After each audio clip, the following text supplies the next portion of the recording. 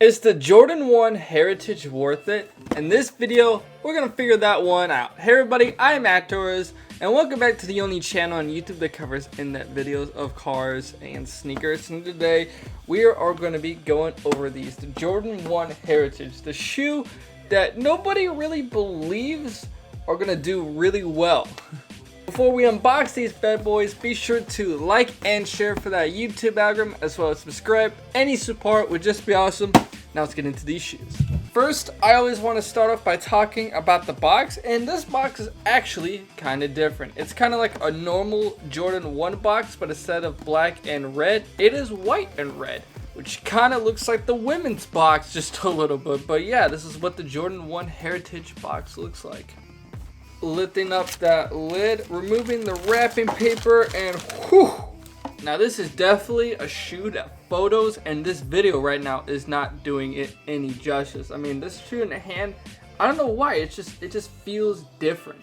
I don't know what it is, but in hand this shoe feels a lot more defined. And that's when I can start appreciating it a little bit more. Alrighty, so here is a closer look at the Jordan 1 Heritage. Some background information. These shoes were released at the beginning of this month, April 9th, 2022, with the retail price of $107, and resale prices are kind of really bad right now, like not even breaking $200. You know, barely going above retail. Everybody's thinking, wow, this shoe really sucks, it ain't doing really well, and it's not going to do really well. I think that this is false. I think the problem is there's a lot of people don't have these sneakers on hand and really get to see what they're like. So basically the basic premise of the shoe is to be the Jordan 1 Bred, but instead of black, it's white. You can kind of see how they kind of switched up the colors a little bit, and I really think that that was a good idea. You know, it's just like they always try to redo these colors to black, red, white and stuff, but I think this is like the best iteration they've done. You know, a lot of times they kind of put a color on there that kind of messed it up and stuff, but this one I feel like was the correct thing to do. It's really hard to explain, but the way that they did the colors in this one, just a simple black to white change, I think it worked really well. It's just right now the sneaker world doesn't really agree, and really, let's just go over the styling, man, starting with the sole of the shoe. So the sole is just a normal Jordan 1 outsole being red. We got the bricky traction on the back right here, the swirls up front, the Nike logo right there in the middle. Nothing different from what you would see on the original Jordan. Wow, this is really dirty, but yeah, the original Jordan 1 Bred.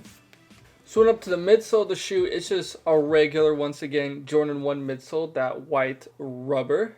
Nothing too special right there. It's the uppers is why we're all here. So basic similarities between this and the Bred, one being the reds on the shoe. The swoosh logo is red, the corner back heel panel is red, and the toe box is also red. The things that are different on the sneaker, of course, is where the parts were black. Parts that were black is now white, and we see that right here with the middle panel being white. Toe mudguard is all white. Panel for the lace eyes, once again, is white. The other panels swooping up to the top of the lace eyes are all white again. For the middle of the shoe, there is something really different, and that is the tongue. Normally the tongue on the Jordan 1 Bred is black, but on this one, it is white. What has not changed, however, is some logos, being the top logo right here. It's just black and red, like how it was on the Jordan 1 Bred. Another thing to mention is, while we're in the middle of the sneaker, is the laces. Standardly, the sneaker comes out of the box factory lace, but I laced them up for the on-feet footage, as well, so you guys can see how the sneaker looks laced up. But yeah, the sneakers that come out of the box are black, and they actually give you 2 more sets of laces, which was really nice. They gave you a red pair of laces, as well as another set of white laces. And I think that's really cool, you know, because I don't think the standard black is probably the best lace choice for the sneaker. I think if you mix match the red and the white, that would just look the best. Something like that, you know, customize the sneaker up a little bit. Let's give a little bit more to the heel of this sneaker. So like I said before, the kind of the back rear panel is red. We have another little leather panel right there that kind of holds everything in place, that is also done in red. Pretty similar to how it is on the Bred, but it honestly kind of looks more like the Chicago's from behind because of that white. Didn't really switch up too much with the logos of this. Pretty interesting, but I see why they did it though, because I feel like if you switched up too many of the colors, it would look off-putting. So I think that was really done in taste. Now the top heel panel is all done in black, and the sock liner is also black. I gotta say, this shoe, when I put it on, it was noticeably more comfortable than a standard Jordan 1.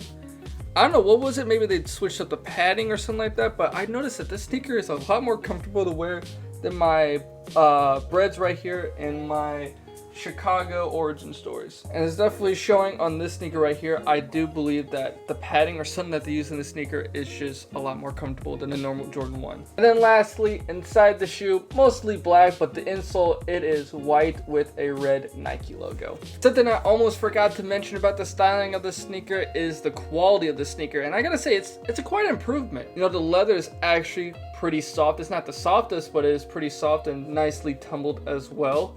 The other patterns being smooth leather, it's really hard to tell the quality of it, but it seems pretty decent as well. It's not really the top tier we've been seeing lately, but it's definitely up there. And yeah, that's about it for the styling of the shoe. Now, how would I wear the shoe? It's pretty simple. I pretty much would style it similar to how I styled my Chicago. Maybe some washed out jeans is my favorite thing to go with. And then maybe a white or red top to kind of bring out some of the colors of the shoe. Summertime is rolling around, and this sneaker does look really nice, and long socks as well. I would do something neutral for your shorts though. Go with maybe a black pair of shorts and then just do a white upper, similar to what I have right here. Some white, black, and a little bit of red to bring it out. If you have decided to buy the shoe, go true to size. I feel like Jordan 1s are best when they are true to size. Sometimes I size up a little bit just so my feet have a little bit more room to make the shoe more comfortable, but this shoe is actually an improvement over the comfortability, so I would still go true to size. And lastly, if I had to give a score of this sneaker between 1 and 10, I would give this sneaker an 8.5 out of 10. Honestly, I think this is a really great sneaker. Now, I don't get why people don't like it. I don't know, maybe they just don't like the white, too much white or something like that. But I actually really enjoy this sneaker. It's pretty comfortable. The quality is not the best, but it's up there. You know, it's not terrible, but it's not really what we've seen in recent sneakers, but it's still pretty good. Maybe I think a lot of the sneaker comes to the hate is maybe because some purists out there, you know, they see the bread, they love the black on it, and it's like, ew, you just switched it to white. That's disgusting. And I say you kind of got to look past that, man, and look for it as just subjectively as a Jordan 1 shoe. And to me, it's just great. So let's talk about the future of the sneaker. I think prices are going to hit the fucking fan with the sneaker once people start realizing what they missed out. Really, when people start seeing them on hand, on feet, then people will probably get a second opinion of the shoe, and then I think prices are going to skyrocket. I really do see that. I think right now what's holding it back right now is just the sneaker came out in large quantity, and I feel like once that supply starts to dwindle, then the sneaker is really going to start going up, because that's when people notice the value of a sneaker the most. And yeah, that's really all needs to be said about the shoe. I mean, the Jordan 1 Heritage, a shoe that flew under the radar for a lot of people. They didn't like it, and resale prices are starting to show, but I think over time people are going to notice this shoe. So the Jordan 1 Heritage, what'd you guys think about it? Comment down below your opinion, like and share for that YouTube algorithm, as well as subscribe. I'm going to exit off with some on-feed footage, so let's get to it.